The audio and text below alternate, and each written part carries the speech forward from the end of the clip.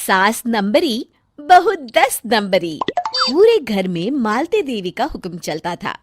अपनी बड़ी बहू को वो टीवी के रिमोट की तरह कंट्रोल करती थी। चलो, देर हो रही है। 12 बजे से पहले लड़की वालों के यहाँ पहुंचना है। हाँ हाँ, चलती हूँ। मैं तो भगवान से बस ये दुआ कर रही हूँ कि जिस तरह मेरी बड़ी बहू मेरी मुट्ठी में है, उसी तरह मेरी छोटी बहू भी मेरे इशारे पे नाचे। अरे भगवान, भला इस घर में किसकी हिम्मत है जो तुम्हारे खिलाफ जाने की हिमाकत करे। इस तरह मालती देवी अपने छोटे बेटे की भी शादी कर देती हैं। मालती की छोटी बहू फैशन डिजाइनर का कोर्स करके आई थी। उसका सपना था कि शादी के बाद वो अपना खुद का बुटीक खोले। एक दिन, क्या बात है छोटी, तू तो एक से बढ़कर एक डिजाइन बना लेती है। इसमें कौन सी बड़ी बात है दीदी? आप चाहे तो मैं आपको भी सिखा सकती हूँ। हाँ, फिर हम दोनों मिलकर एक बुटीक खोल लेंगे। लेकिन दीदी, उसके लिए तो बहुत पैसे लगेंगे। हाँ तो क्या हुआ, पैसे माँ जी से ले लेंगे। हाँ हाँ, मेरे पास तो पैसों का पेड़ है ना, तोड़ के तुम दोनों को दे दूंगी। मेरी एक बात अच्छी तरह समझ लो, मैं तुम दोनों को एक ढेला भी नहीं देने वाली। बड़ी आई बुटीक खोलने वाली। ये आप क्या कह रही हैं माँ जी? आप हमारी मदद नहीं करेंगी तो कौन करेगा? अरे अगर बुटीक खोलने का इतना ही शौक है तो अपने माँ बाप से पैसे क्यों नहीं मांग लेती? मेरे पैसों पर क्यों आंख गड़ाए बैठी हो तुम दोनों? इस तरह अपने इरादे स्पष्ट करके मालती देवी वहां से चली जाती है। अरे ये क्या दीदी, माँ जी तो साफ मुकर गई। अब हम क्या करेंगे? तू चिंता मत कर, बुटीक तो खुल के ही रहेगा।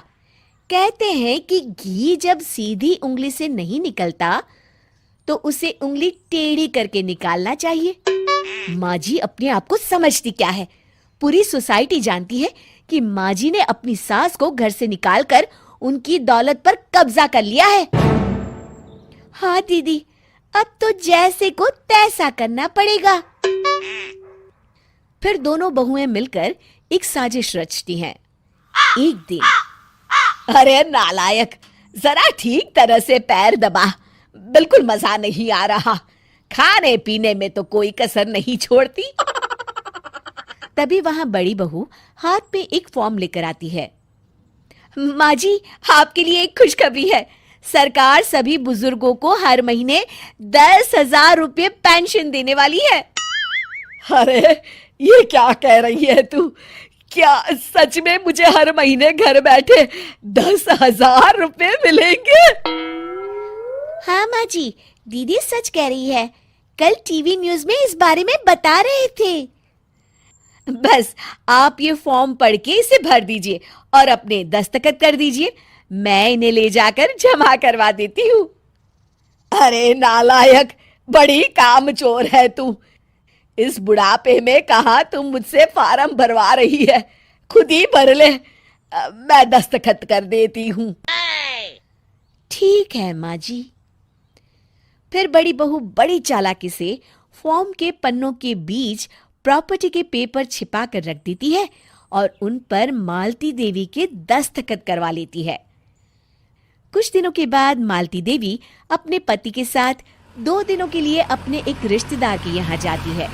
दूसरी तरफ दोनों बहुएं पूरे घर पर अपना कब्जा कर लेती हैं।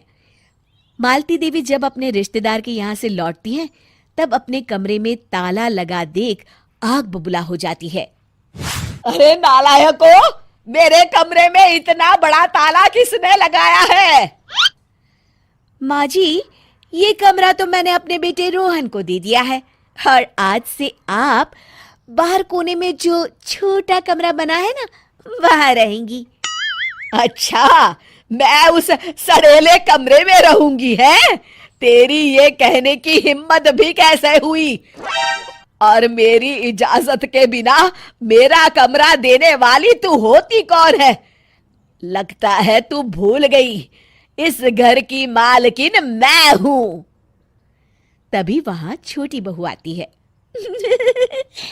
अरे माँ जी, आप इस घर की मालकिन नहीं है। अब इस घर की नई मालकिन हम दोनों बहुएं हैं। ये देखिए, इन प्रॉपर्टी के पेपर पर आप ही के दस्तखत है। अरे भाग्यवान, ये तुमने क्या कर दिया? दस्तखत करने से पहले एक बार ठीक से पढ़ तो लेती। अरे लेकिन मेरी बहुएं मेरे साथ ऐसा कैसे कर सकती है? अरे तो इसमें कौन सी अचरज की बात है? तुमने भी तो अपनी सास को घर से बाहर निकाल दिया था। टूटा फूटा ही सही, शुक्र करो कि इन दोनों ने कम से कम हमें रहने के लिए कमरा तो दिया। तुमने तो अपनी सास को वो भी नहीं दिया था। आज समझ में आया, जैसी करनी वैसी भरनी। चलो, अपना सामान उठाओ और चलते हैं।